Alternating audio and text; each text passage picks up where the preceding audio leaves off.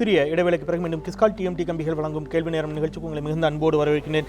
இலங்கையில் நடைபெற்ற இனப்படுகொலை தொடர்பான போர் குற்ற அறிக்கை ஐநா தாக்கல் செய்திருக்கிறது. அது தொடர்பான ஒரு விவாதத்தை நகர்த்தி கொண்டிருக்கின்றோம்.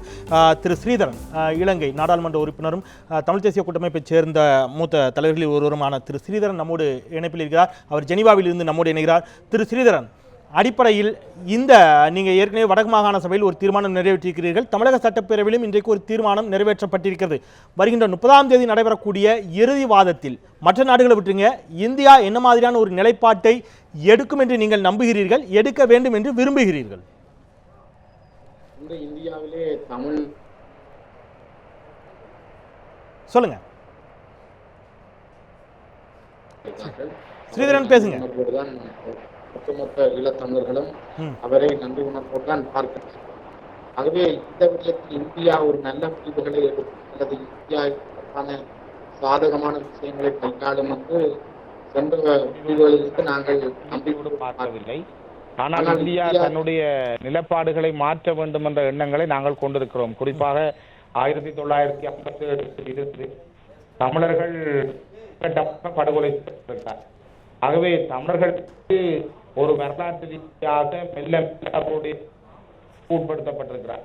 அதனுடைய உச்சகட்டத்தால் 2009ஆம் ஆண்டு முடிவாளில் அண்மையிலே கருணா என்கின்ற விடுதலை புலிகளிலிருந்து பிரிந்து சென்றவர் கூட இந்திய ராணுவமும் அதிலே பங்கு கொண்டதாக தன்னுடைய செய்தியிலே குறிப்பிட்டிருந்தார். ஆகவே இந்த நிலையில் இந்தியா இவ்வாறான ஒரு இனப்படுகொலைக்கு எதிராக, இவ்வாறான ஒரு போர் குற்றங்களை ஆரம்ப நிலைகளுக்கு எதிராக தான் ஒரு சார்பான நிலைப்பாட்டை எடுப்பார்கள் என்பது சந்தேகப்படுகிறது.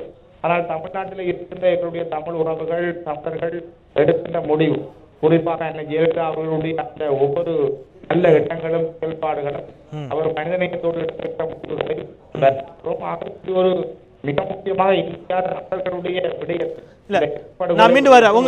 உங்களுடைய கருத்தை பதிவு செய்த இன்னும் சரியாக உங்களுடைய கருத்தை உள்வாங்கிக் கொள்ள முடியல, சரியாக கேட்கல. நான் வரேன். திரு முராரி, இந்த இந்தியாவினுடைய முடிவு என்னவாக இருக்கும் அப்படிங்கிறதா இன்றைக்கு ஒரு பெரிய கேள்வியாக இந்திய ஊடகங்களில் ஒலித்துக் கொண்டிருக்கக்கூடிய ஒரு விடயமாக இருக்கிறது. இன்றைக்கு அங்கே இருக்கக்கூடிய ரணிலும் அதற்கேற்றவாறு இங்கே வந்து பிரதமரை சந்தித்து சென்றிருக்கிறார். இந்தியாவின் நிலைப்பாடு, ஆட்சி மாறினாலும் இந்தியாவின் நிலைப்பாடு ஒரே மாதிரியான நிலைப்பாடு தான். ஏன்னா சைனா உள்ளிட்ட பல விவகாரங்களை அடிப்படையாக கொண்டு இலங்கை வேறொரு நாட்டினுடைய விவகாரம் என்பதுதான் பார்த்து கொண்டிருக்கிறார்கள். தமிழக சட்டப்பேரவை தீர்மானத்தை கடந்த அரசு, இதற்கு முன்பு இருந்த அரசு அதை கருத்தில் எடுத்துக்கொள்ளவில்லை, புறம் தள்ளியது அப்படிங்கிற ஒரு கருத்தோடு இந்த அரசாவது அதை செய்ய வேண்டும் என்ற ஒரு அழுத்தத்தை கொடுத்திருக்கிறார் தமிழக முதலமைச்சர் செல்வி ஜெயலலிதா அவர்கள். நீங்க எப்படி பாக்குறீங்க? கொஞ்சம் எனக்கு விரிவாக டைம் அடுத்த சான்ஸ் நிறைய பேர் இருக்காங்க. ஒரு விஷயம் வந்து சிறப்பிரிக்கா மூமெண்ட்னு சொன்னாங்க, யுகோஸ்லாவில் நடந்தது. ஃபர்ஸ்ட் ஆஃப் ஆல் மேசக்கர் ஜெனோசைட்னா என்னன்னு தெரியணும். அங்கே வந்து போஸ்னியாவில் யுகோஸ்லாவில் நடந்து 8000 முஸ்லீம்ஸ் கொல்லப்பட்டார்கள். அதே காரணத்தை வச்சு வன்னி ஃபுல்லாக தமிழ் பிரதேசம் அங்கே வந்து 4 லட்சத்து மேலே இருந்தாங்க, கொண்டாங்க. அதனால் இதுவும் ஒரு இனப்படுகொலைன்னு போகிறாரு. பட் அதில் பாயிண்ட் என்னென்னா, நார்த் ஃபுல்லாக எப்போவுமே கிடையாது. செனலீஸை முதல்ல வெளியில் வரட்டாங்க. ஓவர் 1990 எல்டிடிஇ 90,000 முஸ்லீம்ஸை வந்து விரட்டி ஒரு நாள் கூட டைம் கூட வெளியில் அனுப்பிச்சிட்டாங்க. That was called ethnic cleansing. அதுக்கப்புறம் தான் அவுட் அண்ட் அவுட் தமிழ் இதுவாக போச்சு. அதுக்கப்புறம் நம்ம இதுக்கு போயிடலாம், எந்த அளவுக்கு வருதுங்கிறது. லாஸ்ட் இதில் வந்து அவங்க வந்து நீங்க சொன்னது எதுக்காக நான் சொல்ல வரேன்னா, நான் ஒரே ஒரு கேள்வி, உங்க பாயிண்ட் அப்படியே எடுத்துக்கிறேன். அதில் எல்டிடி மீது இந்த அறிக்கையில் குற்றம் சாட்டப்பட்டிருக்கிறது. உங்க பாயிண்ட் அப்படியே எடுத்துக்கிறேன். சொல்ல போகிறது புரியறதுக்காக சொல்றேன். என்ன சொல்றேன்னா, பேசிக் பாயிண்ட் இந்த ரிப்போர்ட்ல என்ன சொல்றாங்கன்னா, நீங்கள் டொமஸ்டிக் என்கொயரியில் உங்களால் கிரெடிபிளாக இருக்க முடியாது. You have to learn from south African experience. South ஆப்பிரிக்காவில் என்ன நடந்தது? கருப்பர்கள் மெஜாரிட்டி, ஒயிட்ஸ் வந்து மைனாரிட்டி. அவங்களோட வெளியில் வந்தபோது 28 வருஷம் ஜெயிலுட்டு வந்த வெளியில் வந்த மண்டேலா அவருக்கு வந்து கூடாதுன்னு சொல்லி மன்னிப்போம் சொல்லிட்டு ட்ரூத் அண்ட் ரெகன்சிலியேஷன் கமிஷன் போட்டார். அதனால தான் இன்றைக்கி வந்து ஒன்றுமே கிடையாது. இவங்க பிரிசனர்ஸ் ஆஃப் பாஸ்ட், இந்த தமிழ் ஜாஃப்னா தமிழ்ஸ் எல்லாம் திருப்பி பழையசே பேசியிருந்தாங்க. ஒரு சின்ன விஷயத்தில் அதான் சொல்கிறேன்.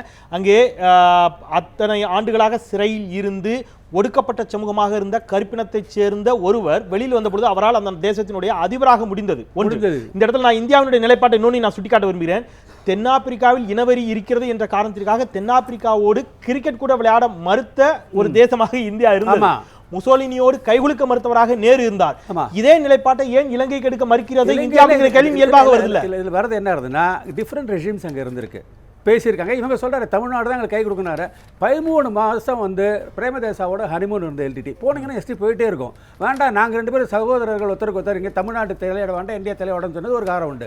அப்புறம் இந்தியாவோட தொப்புள் கூட சொன்னதெல்லாம் இருக்கு. இந்த ஹிஸ்ட்ரிக்கெல்லாம் நம்ம போக இல்லை. நான் என்னுடைய கேள்வி இப்போ இந்தியா அதுதான் நான் சொல்லுவேன். இதை நீங்கள் இந்த பேக்ரவுண்டில் நீங்கள் பார்த்தீங்கன்னா இந்தியாவை பொறுத்த மட்டும் 2008 நான் நிறைய தடவை சொல்லிட்டேன், எல்டிடி இந்தியா சா LTD as a threat to India's security. ஏன்னா என்னைக்கு ஏர்ஃபோர்ஸ் வந்தது அன்னில செக்யூரிட்டி வச்சு அதை போயிட்டாங்க. அதுல நாங்க மாறவே இல்லை. அதனால என்ன பண்ணுங்க, what are the consequences, India said go ahead. Okay, அது நடந்தது. அடிப்படையில் இந்த அறிக்கையில நான் அந்த அறிக்கையுடைய இல்ல இப்போ இது என்ன பண்ண போறதுங்கிறது நான் சொல்றேன். நான் வரேன் அதை முடிச்சிடறேன். இந்த ரிப்போர்ட்டுக்கு அப்புறம் என்ன பண்ணுவாங்கன்னா டெஃபினெட்லி அந்த இன்டர்நேஷனல் அசிஸ்டன்ஸ் வேணும்னா அவங்க இந்தியா சப்போர்ட் பண்ணுவாங்க.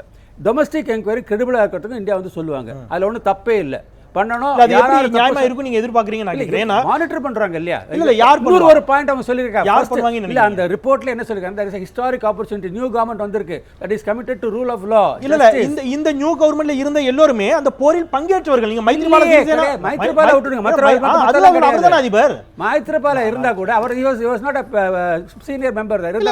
அப்படி பார்த்தா யாருமே வர முடியாது. அதுதான் கேக்குறேன். அதனால தான் அவங்க சொல்றாங்க. இப்போ அதுதான் சொல்றாங்க. அந்த நீங்க சண்டைக்கான காரணமே, போருக்கான காரணமே 2 இனங்கள் எனக்கு உரிமை மறுக்கப்படுகிறது என்று ஒரு இனம் இன்னொரு இனத்திற்கு எதிரான ஒரு போராட்டமாகத்தான் அது நடத்தப்படுகிறது. அது போர்க்குற்றமா இனப்படுகொலையாங்கிறது ஒரு புறம் இருக்கட்டும். நான் என்னுடைய கேள்வி என்பது, இந்த அறிக்கையை நீங்க தெளிவா படிச்சு பார்த்தீங்கன்னா தெரியும், போர்க்காலங்களில் மட்டுமே அங்கே கொல்லப்படவில்லை, அதை தாண்டி கைது செய்யப்பட்டவர்கள் அந்த அறிக்கையில தெளிவா சொல்றாங்க.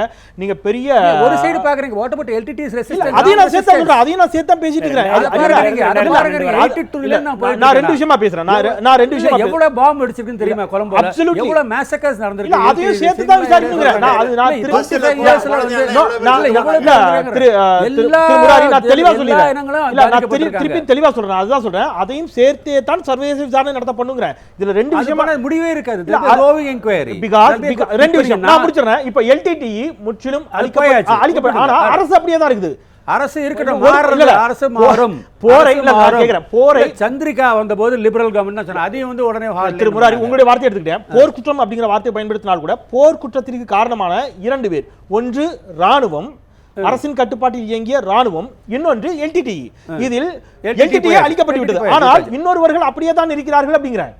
நான் வரேன், அதுதான் கேட்கிறேன் திரு ராமசுப்ரமணியன். அதுல சில விஷயங்களை சுட்டி காட்டப்படுகிறது.